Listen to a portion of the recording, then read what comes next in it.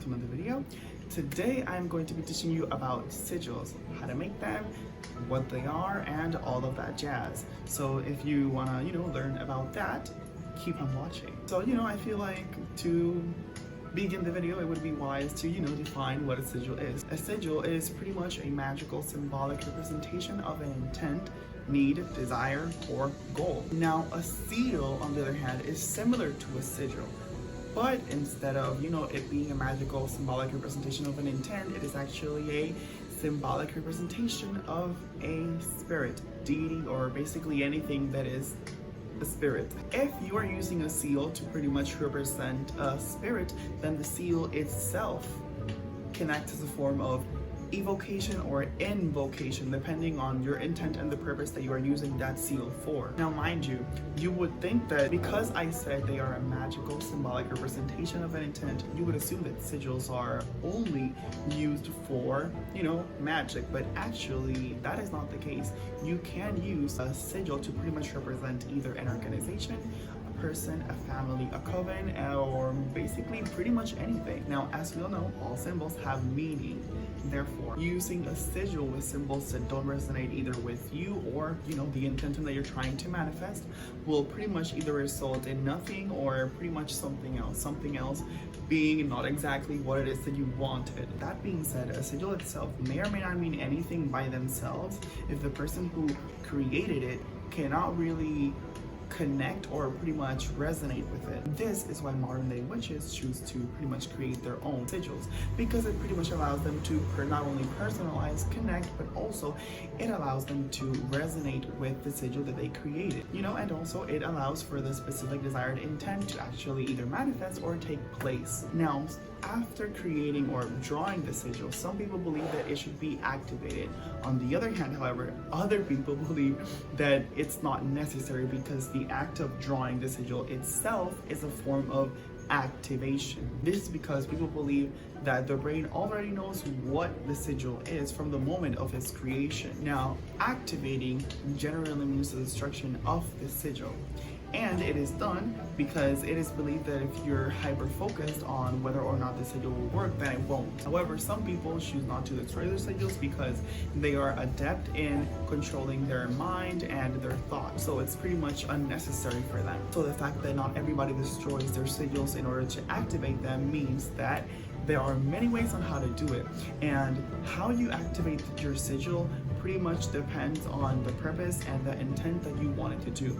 The purpose being what it is that you want to happen. So for example, a form of activating may mean that you are going to carve the sigil on a candle and then burn the candle as a form of activating the sigil itself. Now, other people choose to write or draw the sigil on a piece of paper and burn it. Other people choose to draw the sigil on a piece of, fabric, on a piece of pretty much anything that can be written on, and pretty much carry it on to act as a form of amulet or talisman. Some people choose to write it on a piece of toilet paper, throw it on the, on the toilet. Some people choose to draw it on their skin with temporary ink. Some people choose to tattoo their skin with the sigil, and so on. So basically what I'm trying to say is that there are many ways on how to use sigils, but I'm gonna go a little bit more in detail later on. These are just a few to give a few examples. Now that we know, what a sigil is and a few ways on how to use them, we're gonna talk about how it works. So sigils are pretty much used to manifest the intent of the person by bypassing the conscious mind and entering or accessing the subconscious mind. This is because, as we all know, the conscious mind is pretty much riddled with conflicting thoughts and like the fear of failure and stuff like that. It's kind of like you're creating a type of subconscious mind where in essence it is going to pretty much push you into what it is that you want to manifest. Creating a sigil, you're essentially creating an abstract symbol that is easy for your mind to understand, or your subconscious mind to understand, kind of or similar to the symbols that you would see in your dreams. Because as we know, symbols and dreams are more than what is initially seen. And if you continuously think about it, then it is not going to be able to transfer into your subconscious mind, and therefore it will not work. So essentially, the activation of the sigil imprints in your, oh my god, there's a bird. Sorry, got distracted. So essentially, like I was saying, the activation of the sigil imprints in your subconscious mind, and therefore it will push you into your desire, or pretty much, you know, into what you want to manifest. And the energy that was used is going to be sent into the universe so that it can basically be manifested. So now you would be asking yourself, how do I know if a sigil worked? And that is actually a pretty easy question to answer. Just like everything in magic, things that align with your intent and what you wanted to manifest will start to show up in your life, whether they be by people, situations, events, and or opportunities. As we all know, as I explained in my Magickal Witch Tips, I believe it was called, magic itself will not do the work for you, so you would have to actively work on achieving your desire, and you'll have to be perceptive enough to notice the opportunities so that you may be able to pretty much notice the opportunities that are being presented in front of you. Now on to how to create the sigil. So before we actually get to creating the sigil itself, I'm gonna first tell you that when it comes to creating a sigil, it can be as simple or as complex as you would want it to be. This is because to attract love or anything, it means to pretty much draw a heart with other things, then that is your sigil right there. That's a pictorial sigil. If you would like to use any other method, then you can use that as well. Again, it can be as simple or as complex as you want, because at the end of the day, it is supposed to represent your intention, what you want to manifest. So if what you're trying to manifest looks to you as a simple drawing, then that is perfectly fine. If to you your intent is something that looks more complex, then that is perfectly fine as well. That being said, there are many ways on how to make sigils, ranging from the statement method to the pictorial method. But at the end of the day, it doesn't matter which method you use as long as you're able to capture your intent in that sigil. And that being said, I feel like it's also very important to say that the sigil itself does not need to look aesthetically pleasing. Although, I mean, it can. If actually you want to make your sigil be very aesthetic, then that is amazingly fine, because it is something that you will feel very proud of using. It's something, you know, it came from you, that beautiful sigil.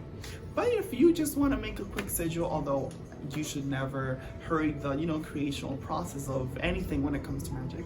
You know, if you want to use a simple sigil, then that is perfectly fine. You know, if it works for you, it works for you. At the end of the day, what matters is that the sigil itself means something to you and only you. Something, and I feel like I'm getting a little bit ahead of myself, but something that I feel that is very important that I've also noticed that I haven't seen people who have made videos or written about when it comes to, you know, making the sigils, is that it's very important to not only, you know, have the time and, you know, creating the sigil, but I feel like it's very important to also feel your intention and what it is that you want to manifest. So for example, you want to feel what it would feel like to have your desire. So for example, in order to attract love, you would feel what it would feel like to feel love, you know? To basically feel love. If you want to attract abundance, you would feel what it would feel like to be abundant. And by doing that, you're pretty much teaching yourself how to shift your energy to be a vibrational match of what you want to manifest. When you do this, I feel that it's not only important to do it while you're creating the sigil, but also when you are charging it. Now, in my opinion, what you need in order to make a sigil depends on you and what you're going to do with it. That means that if you're creating the sigil, in order to carry it, you're gonna need obviously something to carry it with. That may mean you may need just simply a piece of paper and ink and carry it on you. Or you may need ink and any type or form of jewelry so that you may inscribe it on it and carry it on you. Although typically all that you need in order to make a sigil is just ink, any form of ink, preferably ink that represent your intention. So you can use black as a default, but it can also work when it comes to banishing, protection, but again, it works for anything, just like any other color. But you know, if it represents your intention, that's even better. You can use blue when it comes to healing, communication for the throat chakra. You know, you could also use red, you know, for passion, and you know, you can also include anything that resonates with the root chakra, which I believe is the red color. You can also use pink when it comes to love. You can use green when it comes to money. When it comes to anything earthy, you can use yellow for, you know, happiness. You know, pretty much anything, any colored ink that represents your intention, you can use. And paper. In a nutshell, all you need in order to make a sigil is just any form of ink and paper. If you don't have white paper, you can use brown or anything, literally anything that you can write on. So like I said earlier, jewelry, your skin, even on the wall, the floor, the soaps, and literally anything that you can draw on. However, let's say that you are in the broom closet. I love this.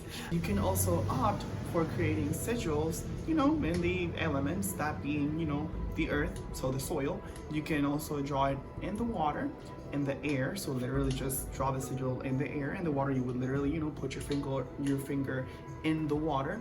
The earth, I think, is self-explanatory. And you can also draw sigils with ingredients that you will eventually burn, that being fire. But of course, if you're in the broom closet, you're not gonna burn anything. So yeah, you can opt for just simply using, you know, the earth, air, and water.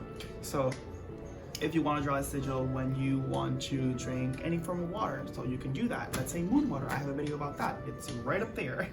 So yeah, let's say that you want to draw a sigil inside of the water that you're going to drink or use for a spell. You can do that. Let's say that you have plants. You can draw a sigil to, I don't know, help it with its growth, to be more fruitful, etc. Let's say that you want to draw a sigil that you use for protection or for, you know, concentration, self-confidence, or anything like that. You can just draw it in the air. Maybe you can also say it if you wish, any form of mantra that, you know, aligns with that sigil. And yeah, you can pretty much just be creative. Part of being in the broom closet, which I love, is that, I mean, I'm not in it anymore, but you know, part of being in the broom closet is that you get to be creative with how you practice. Going back a little bit with talking about opting for using things that represents your intention, you can also use bodily fluids. You can opt for using semen or saliva. Although semen is what's typically used when it comes to bodily fluids. What that means is that you can carve a candle with the sigil, then, you know, do what you gotta do in order to get the bodily fluid, then cover or, you know, release it in your hand, then literally just put your finger and you can trace it. You can basically do that, or just and just, you know, like dress the candle with the bodily fluid. Whatever you do is up to you. Overall, I feel like what you'll mainly need in order to make the sigil is time, considering you, like I said earlier, you should never hurry up the creational process or any magical process when it comes to doing magic. So basically, in this case, you would need time to think about your, you know, what your sigil, what you want to attract, the methods that you're going to use if you're going to be using many, the way you want your sigil to look like, and, you know, basically time to create it. Yes, so now that I got all of the information out of the way, I'm going to teach you now how to make a sigil. I'm going to begin by using the statement method. I'm going to be explaining a little bit as I go, but I'm going to, you know, zoom in a little bit so that you are able to see what it is that I am writing. So the step number one in order to use the statement method for creating a sigil is to write your desired need or goal using a positive statement and as if it already exists. So I'm going to be using, I don't know, I am blessed with abundant. Yeah, I feel like that's pretty good. I am blessed with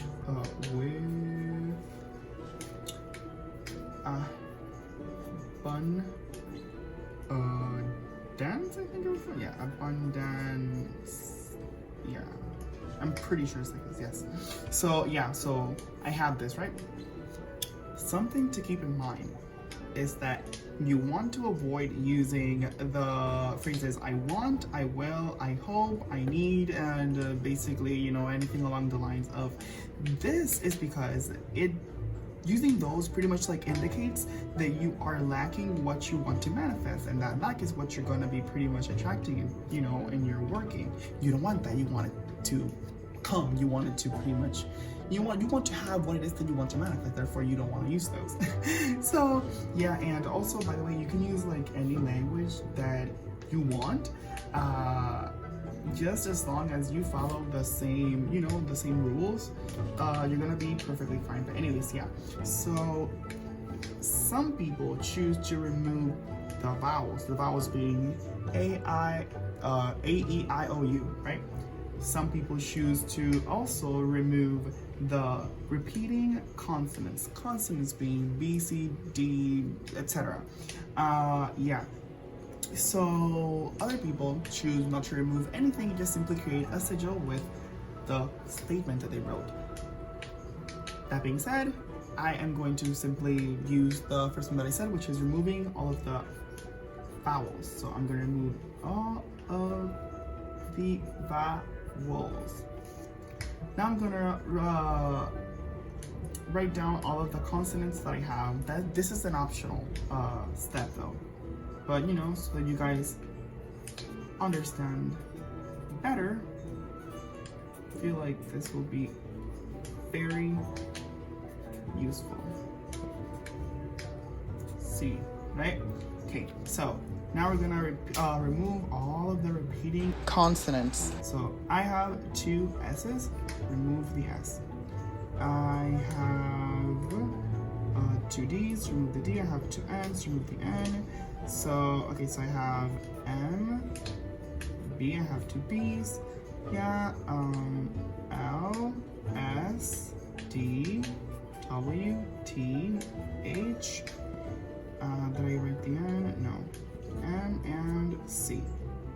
Right, so now that I have this, I'm going to pretty much create a sigil, so basically a symbol that represents my intention using these consonants, right? I am going to begin by writing, I don't know, the M.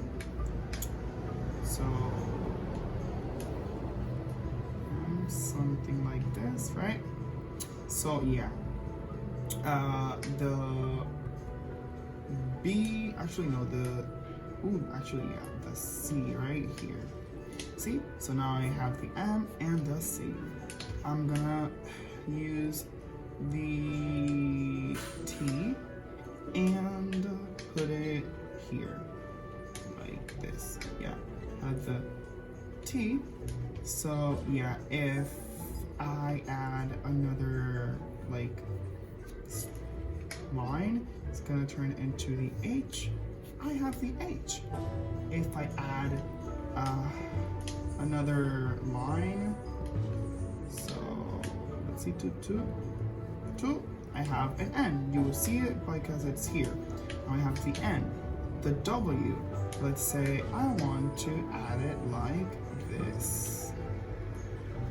I have the W. The D would be here.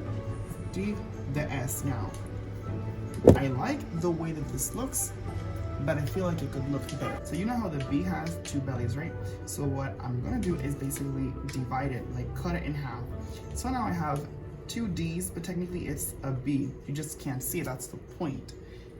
So I'm gonna use these 2 bellies in order to create my symbol. So where am I gonna use it? I don't know. Here and probably here. Okay, that looks good. So I'm done with the B. I wanna invert the L. So instead of it going this way, it's gonna go that way. And it's gonna be upside down as well. Yep, okay. So now, in terms of the S, do I wanna invert it? Do I wanna use the shape and cut it in half? What do I want to do? Let me see, this looks a little bit like all over the place. So what I'm gonna do is, you know, add a little bit of like a wiggle, I don't know, to add. Oh my god.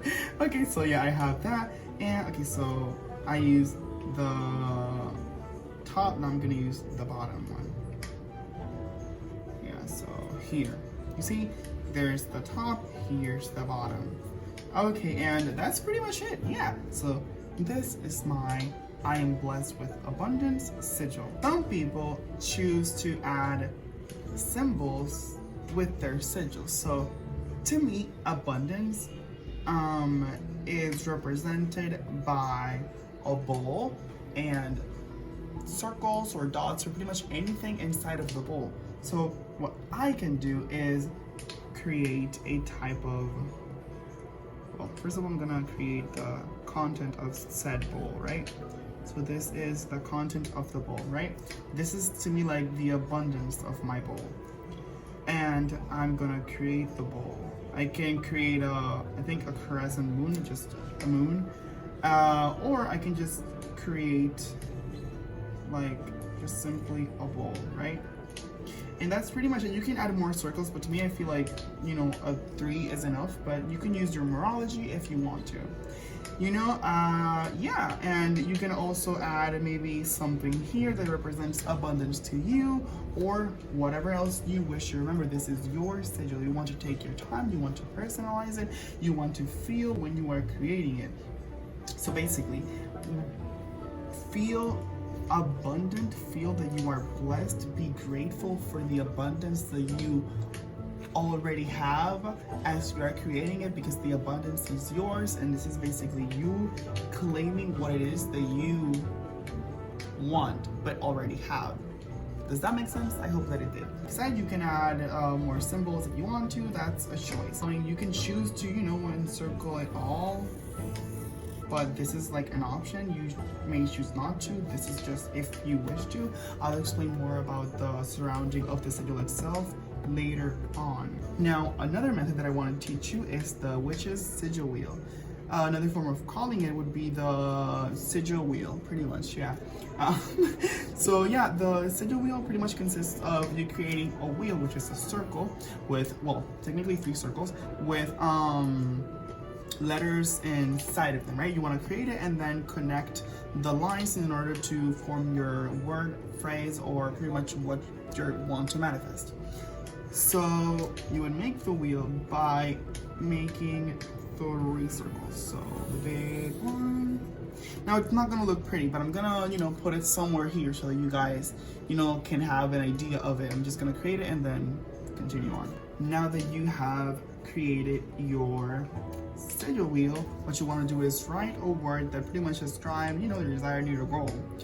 In this case, let's use abundance, because, you know, previously, you know, blessed with abundance. What you want to do now is pretty much draw the sigil using the wheel by starting with a circle in the first letter and then connect the next letter with like a straight line, ending with like a parallel line. Although, you know, some people choose to end with another circle. If there are repeating letters, you would use like a type of, you know, like a type of curve. Though some people choose not to, some people use like a little curve like this or whatever. The point is that something has to symbolize that there are repeating letters. So abundance, it is right here. So you pretty much draw a circle, right? B, it's right here. Then it's the U right here.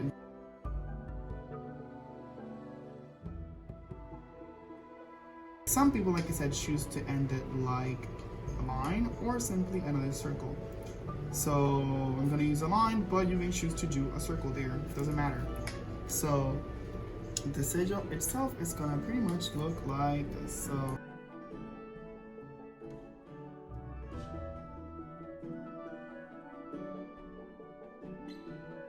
So I'm gonna I ended this one with a line. I'm gonna end it with a circle because I feel like that's pretty. So yeah, that would be my, you know, abundance sigil using the sigil wheel or the witch's wheel. And yeah, this is another method. Now I'm going to teach you another method called the Planetary Kamea grid. The Planetary Kamea grid, or the Magickal square, which is like another way of calling it, basically a method that's composed by like a grid of numbers where like the sum of like every row and like column is like the same. Each grid represents the planetary energies of specific planets. So this means that, you know, planets, our sun, our moon, are associated with different qualities, and therefore they have like their own grid and energies which can be used to create this sigil, right? So for simplicity, let's go for the Saturn grid, right? So the Saturn grid consists of numbers from 1 through 9, and it pretty much consists of like every row being 15. Before making the grid itself, you want to create a Pythagoras numeric table. You know, in Spanish it's Pitágora. So you gotta create a Pythagoras numeric table. Do this by first writing from 1 to 9. So 1, you want to create like 3 rows, right? So what you want to do is just write the alphabet, so A, B, and so on until you reach Z.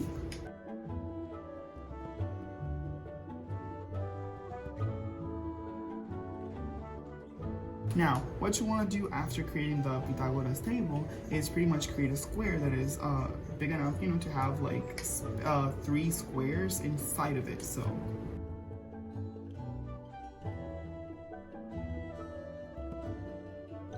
what you want to do now is pretty much have a number assigned to each square and have it organized so that each row and column equates to 15. So 15, 15, 15, 15, 15, everything is 15, yeah. So now for the last step is to use the simple word to represent, you know, your goal, your intention, whatever. Like for example, in the previous case we used abundance, so let's again. Now what we're gonna do is basically use this word and assign each letter a number from the Pythagoras table. So for example, A is number 1, B would be number 2.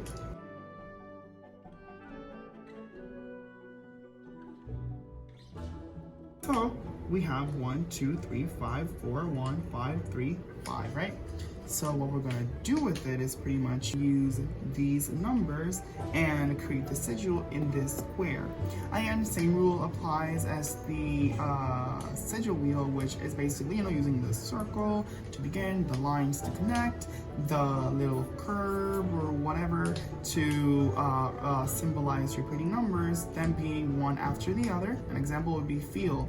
You know, one is after the other, so you would use this to connect the repeating letters. So yeah, point being that in this case you would use this one. Let's say number 1, it is right here. Number 2 is right there, so we would connect. And 5. Oof. Now I'm gonna use a circle as well. So this right here is our sigil. I recommend honestly to make your sigil on your computer or anything digital, because you can make the square itself like a little bit more clear so that you can actually see your sigil, because this is hard to, you know, like see properly. So the sigil looks like this. That's the sigil itself. You see, this is my abundance sigil using the Saturn Kamea grid. After you have made your sigil, let's say that you want to include another sigil so that it can represent your intention more appropriately or even better. Some people choose to combine sigils. Now, I feel like it's, you know, self-explanatory when it comes to, you know, combining them, but yeah. In order to combine the sigils, literally all you need to do is just put one on top of the other. Not everybody chooses to combine sigils for many reasons, but you know, it really depends on you, what you're trying to do, the purpose of, you know, what you're doing, and pretty much many other things. But if you feel like you need to, or maybe not need, because you don't really need to do anything, you want to do it, perfectly fine. But yeah, it pretty much consists of you putting one on top of the other. But yeah, but that's an option when it comes to sigils. If you want to combine them, just put one on top of the other. Also, some people choose not to put them on top of each other, but actually create a new entire sigil with the shape of both sigils. So for example, let's say that I have a sigil that's a heart, right? With maybe this, I don't know, and it has, I don't freaking know, like the arrow, whatever, sure. And then I have another sigil that includes a circle, you know, let's say this symbol represents me, and then I have someone else, you know, and then sure, this line has probably the same thing, something like that, I don't know. So what some people choose to do, instead of combining them, some people choose or believe that it's better to simply just create an entirely new sigil with both of them. So that means you would use, let's say, so I want to create a new symbol with the heart and the circle.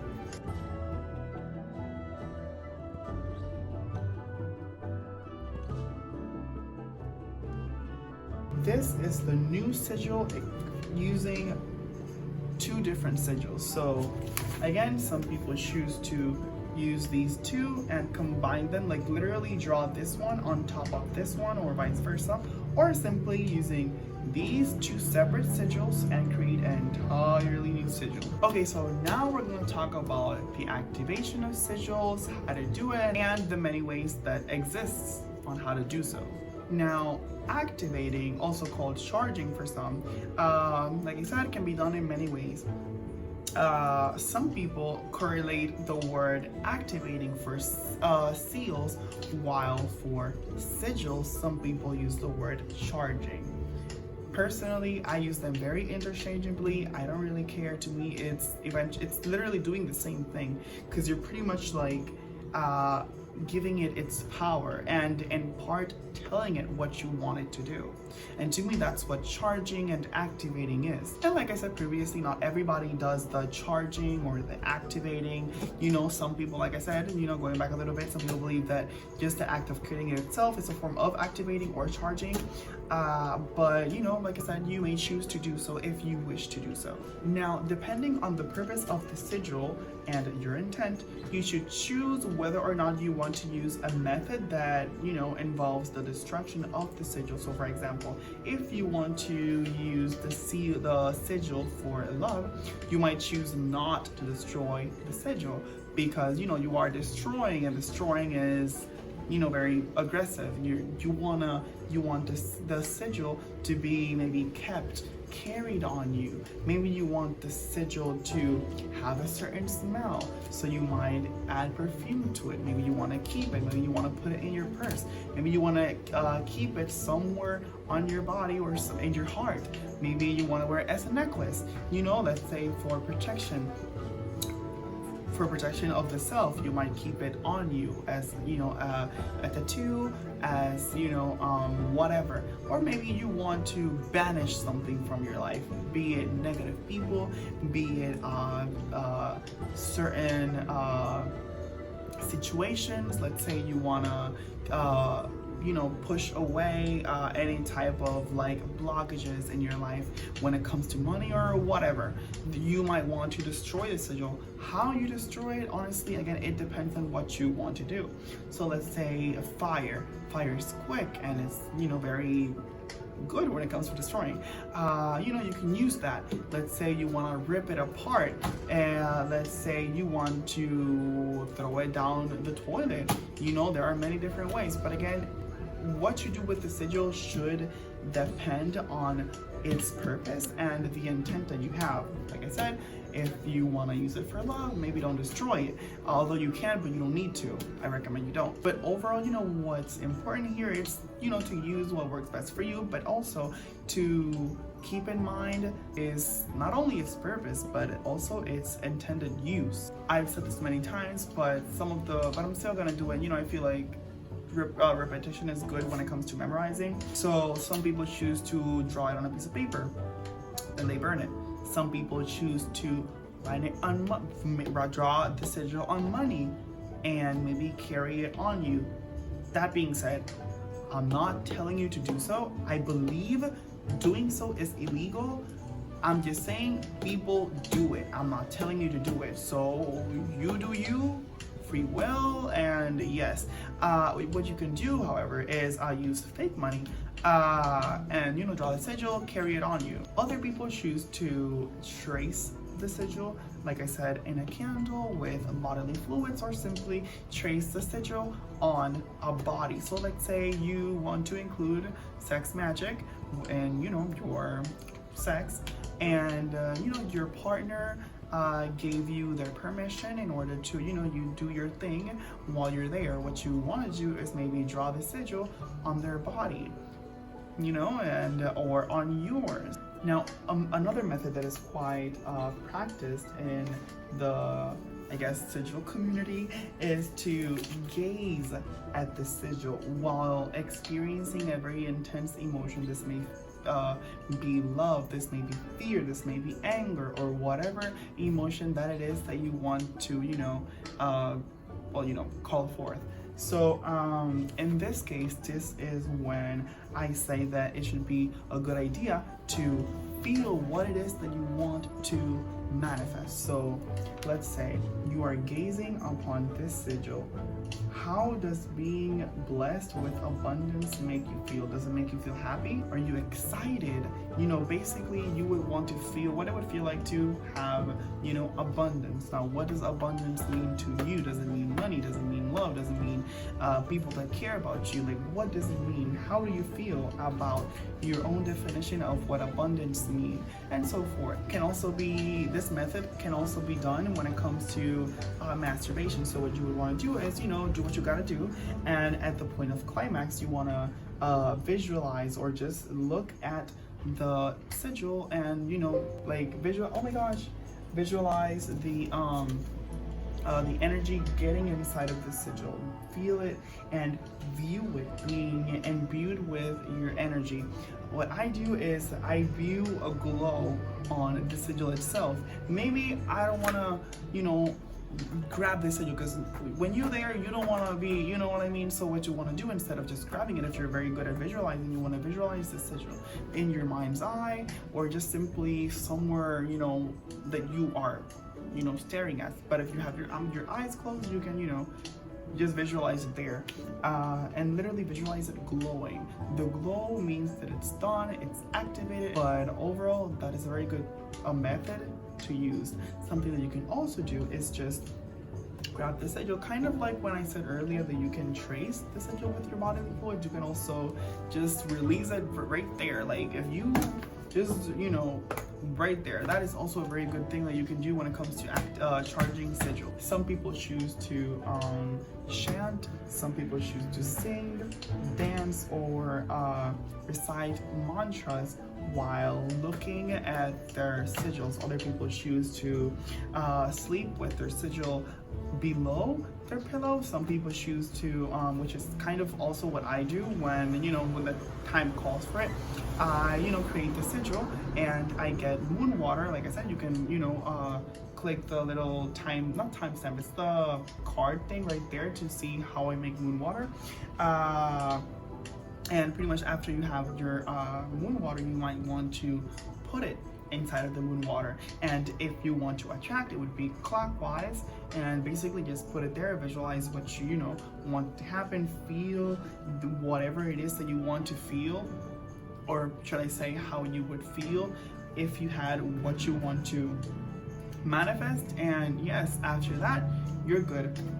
You can either keep it and continuously stir it clockwise, or simply just, you may throw it away, put it in a little jar, add more things. It is your sigil and it's your magic. You do with it what you feel that you need to do in order to manifest what you want to manifest. The important thing is to pretty much do whatever you feel that correlates with your intention. You can also opt to drawing a smaller version of the sigil and putting it on the case of your phone, and as your phone charges, in a way you are charging the sigil itself. This is something that my best friend does and it works wonders for him, so that is also an option that you can use. Another method that you can use is by placing a crystal on top or near the sigil itself. And last but certainly not the least, method is simply kind of similar to the one where you we're using the gazing. This one involves gazing at the sigil, but simply continuously wait until it pretty much fades away. So now we are going to be talking about the surroundings of the sigil. What are the surroundings of the sigil? So literally, the surroundings of the sigil is what surrounds or what's outside of the sigil itself. So you know how I wrote, how I wrote a circle or drew a circle around the sigil? That is the surrounding of the sigil. So as we all know, the circle is a symbol that is used very, very, very commonly in magic. Not only because it embodies protection and cycles, but also because it embodies focus. When people use the circle to surround their sigil, the reason behind it may vary depending on the person and their reason. Amongst the reasons why people would draw a circle around their sigil is because it is believed that by doing so, you are allowing the energy to build up around the sigil, whilst at the same time protecting the sigil from being interfered with by pretty much energy. Think of it as if it is similar, or actually think about it as if it was the circle of protection, circle or whatever you want to call it. I'm going to be making a video about that soon as well. It's kind of like the same use. It is the circle is pretty much there to not only allow energy to be built up inside of it, but also to keep outside energies from entering that circle.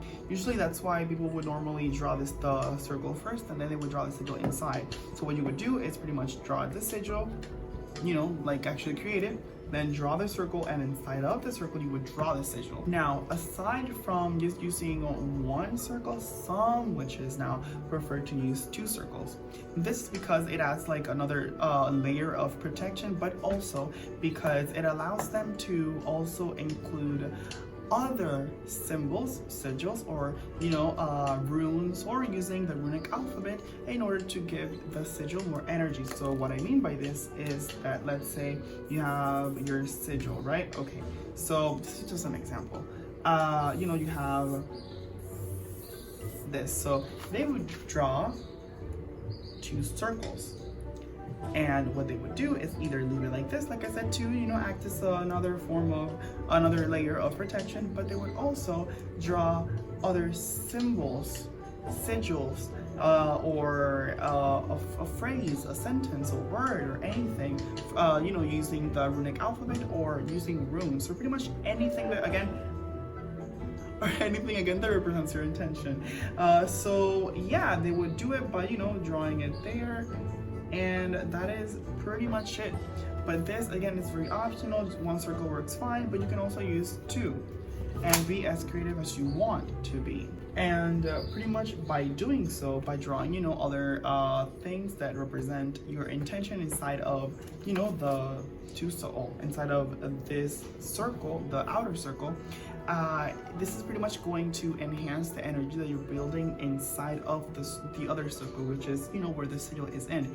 So yeah, that is, I think, pretty much it. So I hope that you enjoyed this very long video that I tried to make it as educational as possible. And yeah, if you guys liked it, be sure to leave a like, comment, share, and subscribe, and I will see you guys later. You made me feel so much better.